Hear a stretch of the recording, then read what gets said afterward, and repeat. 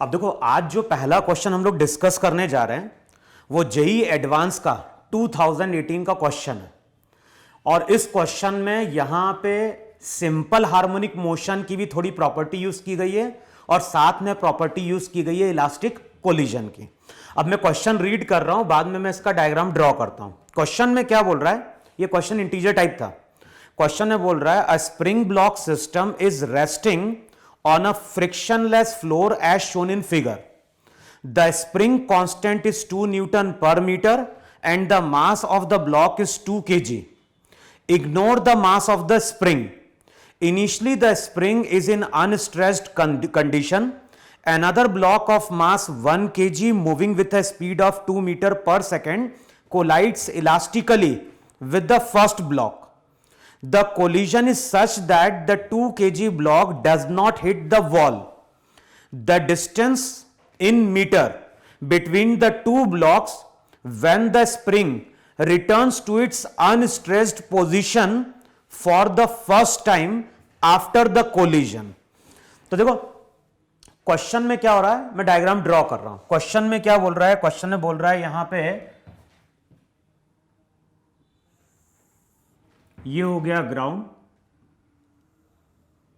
ये हो गई हमारी वॉल, यहां पे हमारे पास एक ब्लॉक है। जो भी ब्लॉक है इस ब्लॉक का मास वहां पे दिया हुआ है 2 kg और ये जो ब्लॉक है इस ब्लॉक को यहां पे कनेक्ट किया गया है विथ अ स्प्रिंग।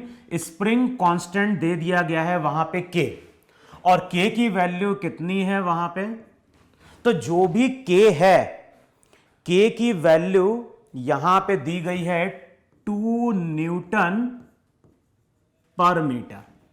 अच्छा, क्वेश्चन में यह भी गिवन है यहां पे कि इनिशियली जो स्प्रिंग है वो स्प्रिंग हमारी नेचुरल लेंथ में,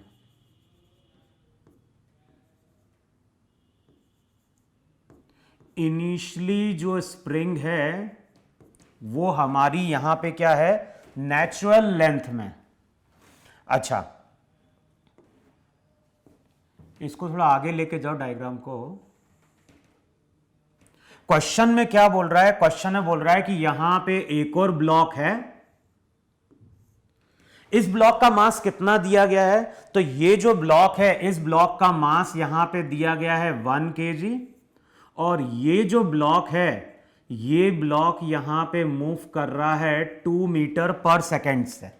दोनों ब्लॉक के बीच में जो कोलिजन हो रहा है वो कोलिजन यहां पे परफेक्टली इलास्टिक है वहां पे।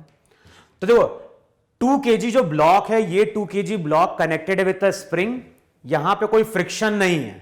इनिशियली स्प्रिंग मेरी अनस्ट्रेस्ड है, यहां पे हमने 1 kg ब्लॉक को 2 मीटर पर सेकेंड से प्रोजेक्ट किया है। कुछ टाइम बाद दोनों ब्लॉक वहां पे कोलाइड करते हैं, कोलिजन हमारा कैसा है, परफेक्टली इलास्टिक। अच्छा, फर्स्ट टाइम जब ये ब्लॉक इससे कोलाइड करेगा तो डायग्राम कुछ ऐसा बनेगा कि नहीं बनेगा। वहां पे जिस टाइम पे ये दोनों ब्लॉक कोलाइड कर रहे होंगे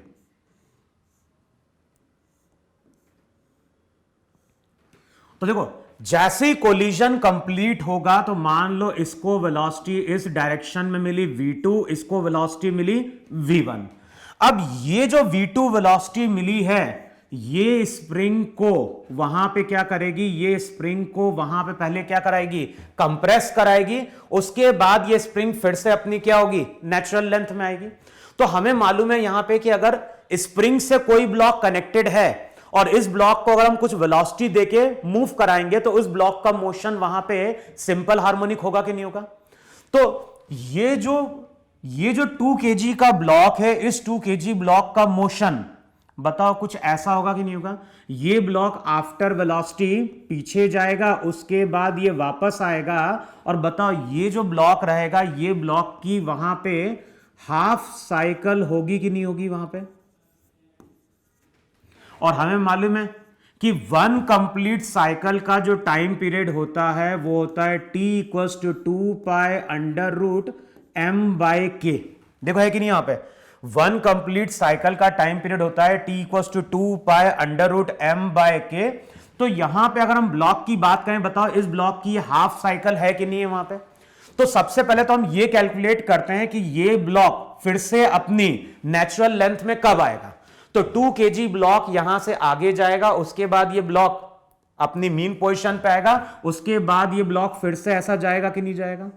और हमें केवल यहां तक से मतलब है, क्योंकि इस पोजीशन पे जैसे ही ब्लॉक आएगा तो वैसे ही स्प्रिंग हमारी फर्स्ट टाइम पे क्या होगी, फिर से नेचुरल लेंथ में आ जाएगी। अब बताओ इस ब्लॉक का वन कंप्लीट साइकिल का टाइम पीरियड क्या हो गया, ये हो जाएगा t equals to 2 pi under root mass कितना है 2, स्प्रिंग कांस्टेंट भी कितना 2। तो जो टाइम पीरियड निकल के आएगा, टाइम पीरियड वहां पे 2 पाई सेकेंड निकल के आ रहा है कि नहीं निकल के आ रहा है। लेकिन हमें टाइम पीरियड किसका चाहिए, हमें टाइम पीरियड चाहिए हाफ साइकिल का। तो यहां से लेके यहां तक का जो टाइम पीरियड रहेगा वो हाफ ऑफ टी होगा, दैट इज पाई सेकेंड होगा कि नहीं होगा वहां पे। तो हमें केवल ये कैलकुलेट करना है कि जब ये स्प्रिंग अपनी नेचुरल लेंथ में आएगी तो उस टाइम पे दोनों ब्लॉक के बीच का डिस्टेंस कितना होगा। तो हमें बेसिकली ये चेक करना है कि आफ्टर कोलिजन यहां से ये ब्लॉक इतने टाइम में कितना पीछे गया। तो अब सबसे पहले क्या करना है, सबसे पहले हमें वहां पे इन दोनों ब्लॉक को मानना है सिस्टम। और हमें यह मालूम है कि जब इन दोनों ब्लॉक को हम सिस्टम मानेंगे तो दोनों ब्लॉक के बीच में लगने वाला फोर्स इंटरनल है। भले ही यहां पे स्प्रिंग कनेक्टेड है, लेकिन जब हम कोलिजन की बात करते हैं तो कोलिजन का टाइम पीरियड कैसा होता है, कोलिजन का टाइम पीरियड बहुत ही स्मॉल होता है।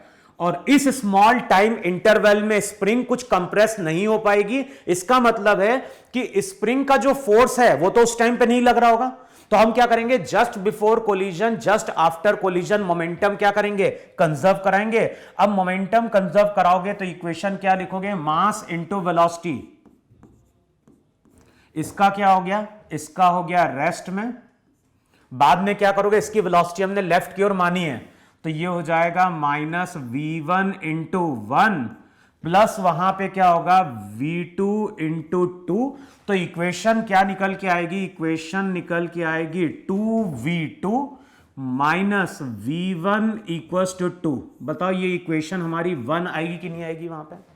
अच्छा अब यहां पे दो अननोन है, तो एक तो हमने वहां पे क्या किया, जस्ट बिफोर कोलिजन और just after collision momentum conserve करवाया तो हमें v1 v2 में एक रिलेशन मिल गया। दूसरा रिलेशन हमें मिलेगा कोफिशिएंट ऑफ रेस्टिट्यूशन से। कोलिजन अगर परफेक्टली इलास्टिक है तो E की वैल्यू क्या होगी, 1 होगी। अब E की वैल्यू 1 पुट करो। E को हमने क्या डिफाइन किया था, E को हमने डिफाइन किया था रेशो। किसका रेशो था, velocity of separation. Velocity of separation का मतलब होता है रिलेटिव वेलोसिटी, दोनों का डायरेक्शन ऑपोजिट। तो ऐड कर दो, वेलोसिटी ऑफ सेपरेशन अपॉन क्या हो गया, वेलोसिटी ऑफ अप्रोच 2।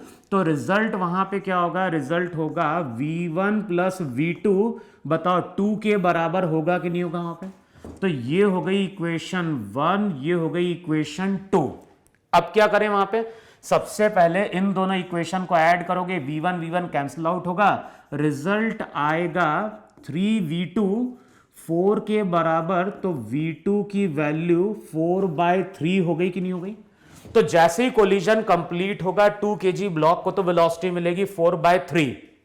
अब बताओ v2 अगर 4/3 है तो इस रिलेशन से v1 क्या हो जाएगा, v1 हो जाएगा 2 माइनस v2, ये हो गया 4/3। तो v1 की वैल्यू हो जाएगी 6 माइनस 4 यानी कितना 2/3 मीटर पर सेकेंड।